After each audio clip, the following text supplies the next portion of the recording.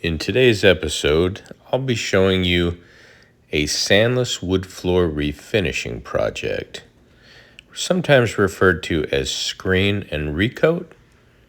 The area that we're doing is a foyer entry area, and it is, I would say approximately maybe 5 by 7 foot there. You'll see it here in just a moment. The first step that we do is we will chemically remove or decontaminate anything that the homeowner has applied to the surface of the floors. You can see it looks like there may be some mop and glow or some heavy buildup of wax or other polishes, heavy dirt across the center and the entry.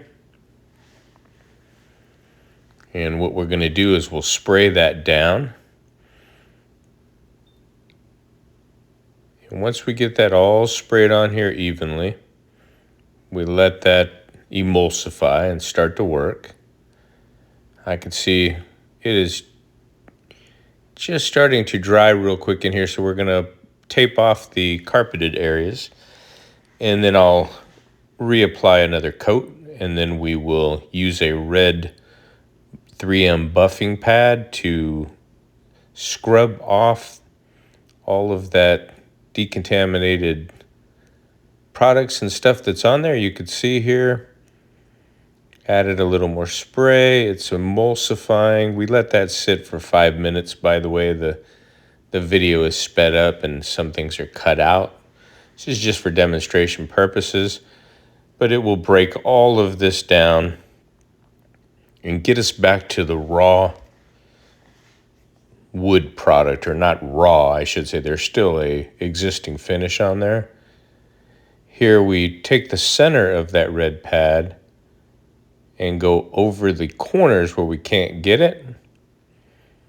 it all cleaned up, and then suck up all the slurry off the floor. And on this floor it was important because it's kind of that, I don't know what they call it, herringbone. It almost looks like wood tiles. So there has little grout spaces on there. So you definitely need to get all that crap up out of those little grooves. And we always vacuum the slurry up after doing a decontamination or wax polish buildup removal. And then what we're doing here, once we get all that sucked up, we take a damp microfiber flat mop pad and we will go over it to get up any of that residue from the chemical. We'll go over it a second time with a fresh pad. It is very important to get all of that off of the floors. Here's a sanding block, 220 grit, getting the edges. You can see here just with the cleanup, still has some micro scratches and a few scuffs and things that the screen, this is a 220 grit screen, and a white 3M pad to put on top of that, and that cushions between the pad driver.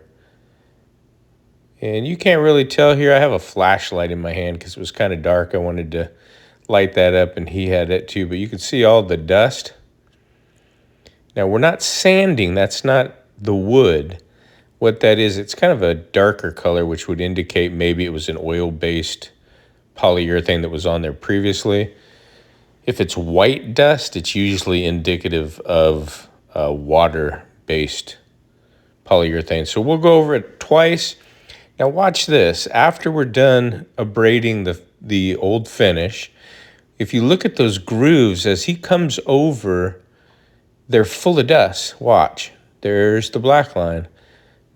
Dust out. So before you roll the polyurethane on, you want to make sure you get all of the dust off of the floor from the screening process,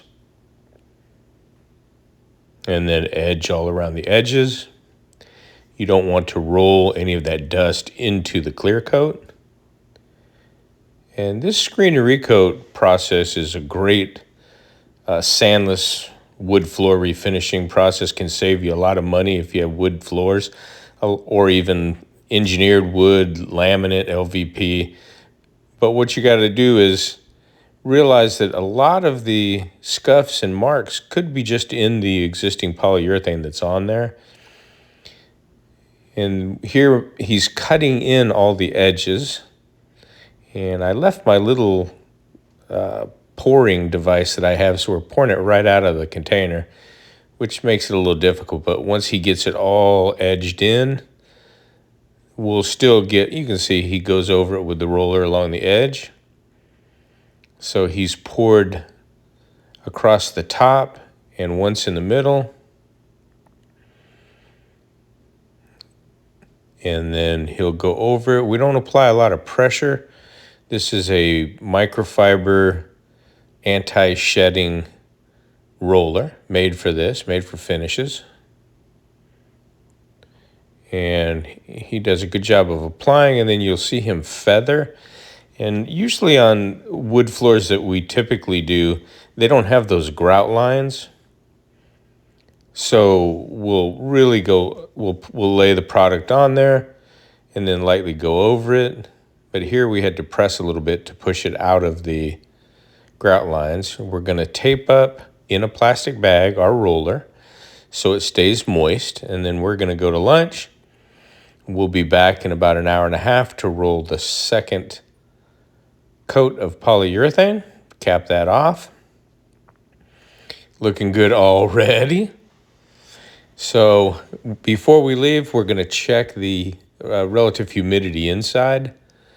We live in the Pacific Northwest, and they have to keep the heat on about 65, 70 in order to bring it down in the 50s. If you get the humidity levels inside too high, 65, 70, it takes a lot longer to dry. And here he is putting the second coat down.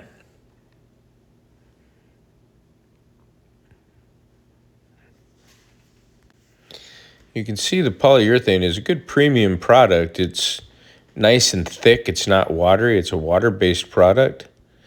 It is a fast-drying product, so you don't have to be out of your house for days on end. After we're done, we'll do the second coat. The first coat took about an hour and a half to dry to the touch. The second one will probably take about 2 hours dry to the touch. And I always recommend, if you can stay off of it for about at least 3 or 4 hours when we're done, then you can do light traffic with socks only. We kind of schedule these timely during the day so that it's not going to interfere with someone's regular schedule. Most of the daytime it's drying, and then if you can just walk on it with socks, let it dry overnight, that next day it should be ready to put furniture back in place. We did move some of the stuff you can see over to the right off of the floor.